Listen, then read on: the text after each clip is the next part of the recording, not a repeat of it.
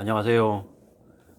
한국이 기준금리를 2월 달에 올릴 수도 있을 것 같습니다. 이주열 한국은행 총재가 2월 24일 통화정책 방향 결정 회의에 금리 인상을 할 수도 있겠다라는 생각이 듭니다. 왜 그러냐면 미국이 물가 상승률을 1월 달에 7.5%를 찍었죠. 이 때문에 3월 달에 미국의 기준금리를 0.5% 올린다는 얘기가 매우 우세해지고 있습니다. 그 때문에 2월 24일 한국은행 총재가 금리 인상을 할 거다, 단행할 거다 라는 얘기가 나옵니다. 2.25%에서 1.25%에서 1.5%로 올려놓지 않을까 라는 생각이 드는 거죠. 왜? 미국이 현재 0.25%인데 0.5% 올리면 바로 7.5% 되는 거죠. 7.5% 되면 한국이 현재 1.25%인데 0.5% 간격이잖아요. 매우 쫓기는 느낌이 들어서 불안할 거라는 거죠. 그 때문에 한국은행 총재가 2월 24일 날 기준금리를 올릴 수도 있다 라는 얘기가 나옵니다. 왜 이럴까? 한국 또한 지금 상황이 썩 좋지 못합니다. 미국이 물가지수를 7.5%라고 했는데 한국도 마찬가지입니다. 1월달 외식 물가가 5.5%. 이는 12년 11개월 만에, 사실상 한 13년 만에 가장 높은 상승률이죠.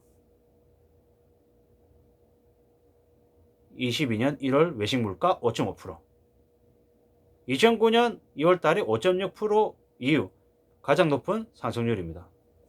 국내 소비자 물가 상승률은 10월달에 3.2%, 작년, 11월달에 3.8%, 12월달에 3.7%, 올해 1월달에 3.6%로 4개월 연속 3%대를 보이고 있죠. 어떻습니까?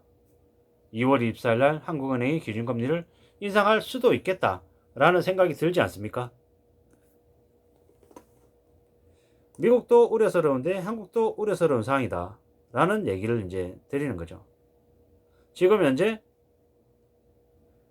다른 나라들도 통화 긴축의 속도를 내다 보니까 2월 24일 통화정책 방향 결정 회의를 앞둔 한국은행 금통위가 금리 인상 압박을 강하게 받고 있답니다. 이주열 한국은행 총재는 3월 31일 날 임기가 만료가 됩니다. 다음 차기 총재가 들어서고 난 이후에 바로 뭔가를 할 수 있나? 사실상 어렵죠. 그렇기 때문에 이주열 총재가 마지막으로 자기가 있을 때 기준금리 인상을 하고 퇴임할 수 있다는 얘기가 나오는 거죠. 1.25에서 1.5%까지 올려놓고 퇴임한다라는 시나리오가 계속 흘러나오는 거죠.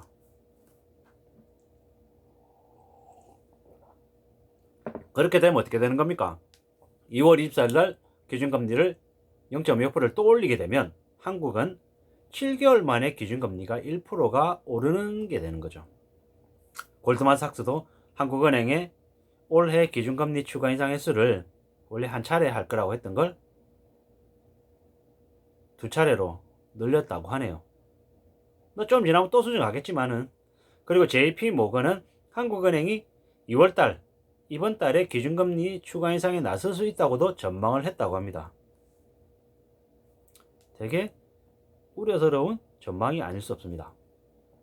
제임스 블라드 미국 연방준비은행 총재는 연방준비은행이네요. 연은이라고 하네요. 여기는 높은 인플레이션 압력에 대응하기 위해서 7월 1일까지 1.0포인트의 금리 인상을 지지한다 라고 얘기했습니다.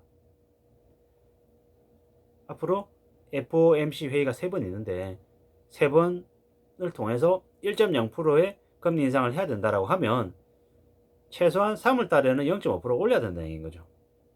매우 우려스러운 얘기죠.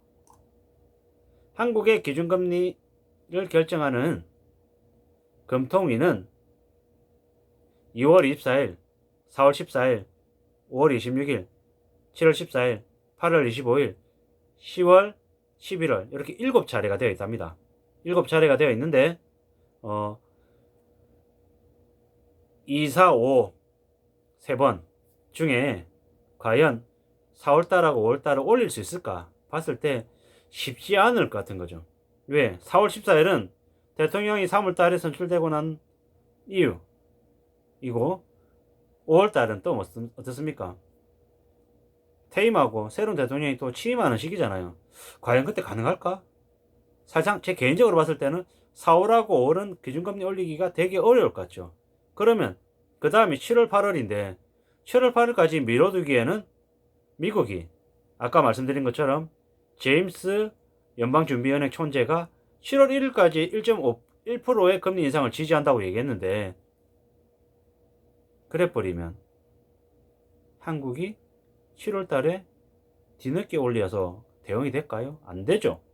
그러면 이런저런 여러 가지 정황들을 봤을 때는 한국은행이 6월 24일 날 기준금리를 올리는 게 가장 가능성이 높은 거죠.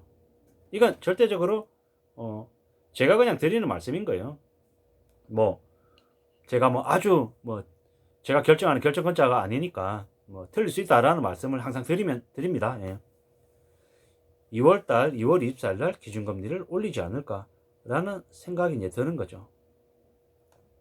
미국이 기준금리를 3월 달에 0.5% 인상하는 걸 예고했기 때문에 이주열 총재가 놔둘 수 없다라는 얘기인 거죠. 참 쉽지 않은 거죠. 미국이 6번에서 7번의 기준금리 인상을 2022년에 할 거라고 했는데 그것도 시작할 때부터 0.5% 올리면 한국의 금융시장이 과연 견딜 수 있을까?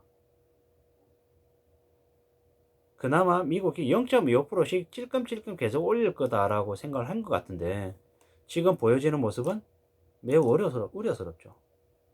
미국은 미국대로 지금 난립니다. 바이든이 인플레이션 반드시 잡겠다고 지금 공표를 하고 있는 상황인 거고 물가 상승률을 누그러뜨리기 위해서 미 연준은 인상 속도를 높일 수밖에 없는 상황이죠. 급격하게 금리 인상을 할 수밖에 없는 상황인 거죠. 물가 지수가 급등한 걸 발표하자마자 미국 증시는 하락했습니다. 바이든 대통령은 국민의 밥상에 물가에 압박을 받을 정도까지 인플레이션 문제가 심각하다. 정부는 가능한 수단을 모두 동원하겠다. 심각하다고 표현한 거죠. 소비자 물가 지수가 목표치인 2%가 아닌 매우 높은 수치를 지금 10개월째 넘게 이어오면서 바이든이 엄청 두드려 맞고 있는 상황이라는 거죠. 현재 0에서 0.25%인 기준금리가 올해 말에 1.5%까지 갈 수 있다라고 보는 거죠. 금리가 인상이 되면 시장금리가 오르고 대출이자 부담 증가 등 각종 힘들고 어려운 상황들이 터져나올 수밖에 없다라는 거죠. 제임스 총재가 7월까지 1% 금리 인상해야 된다라고 말하는 정도라니까 이건 심각한 상황이 아닐 수 없는 거죠. 이에 따라 한국의 이주열 총재는 아마도 2월 24일이 언제입니까? 다음 주가 아니고 다다음 주 목요일이네요. 다다음 주 목요일 날 기준금리를 올리지 않을까라는 생각이 든다는 거죠. 정말 쉽지 않은 상황인 것 같습니다. 지금 현재 문재인 정부는 집값 폭등, 부동산 시장 실패, 주식 개판, 비트코인 각종 여러 가지들 관련해서 정부 부채 관리 실패, 부동산 실패, 코로나 관리 잘 모르겠고요. 여러모로 안 좋은 것들밖에 없습니다. 온갖 빚내 가지고 치장한 건 제대로 했을지 모르겠지만 실제로는 온갖 거품과 문제를 다 만들어 놨고 제대로 된 처리를 한 적이 없습니다. 이런데 정권 말기에 미국의 금리 인상 때문에 한국의 금융 상황이 초토화가 되면 문재인 대통령은 퇴임하고 난 이후에도 죽을 때까지 영원히 국민들의 원망, 원성, 돌팔매질에 견딜 수 있을까 싶은 거죠. 너무 최악을 보였던 것 같습니다. 믿기 어려울 정도의 모습을 보인 것 같습니다. 아마 문재인 이러면 한국판 잃어버린 10년, 20년을 만든 원흉, 주범으로 기억될 것 같습니다. 되게 무서운 얘기 아닙니까? 되게 무서운 얘기입니다. 방만한 정부 재정으로 그리고 부동산 시장을 사실상 사기꾼들에게 조작꾼들에게 다 넘겨준 원죄, 온갖 나쁜 무능력의 극치를 보이고 방치의 극치를 보여 대한민국의 잃어버린 20년, 30년을 일으킨 주범으로 영원히 기억될 것 같습니다. 지금이라도 석고대죄하고 다음 정권을 위해서 지금이라도 바로잡을 수 있는 부분 바로 잡으면 좋을 것 같은데 이미 늦은 것 같습니다. 끝난 것 같습니다. 더 이상 답이 없는 것 같습니다. 그냥 황당할 뿐입니다.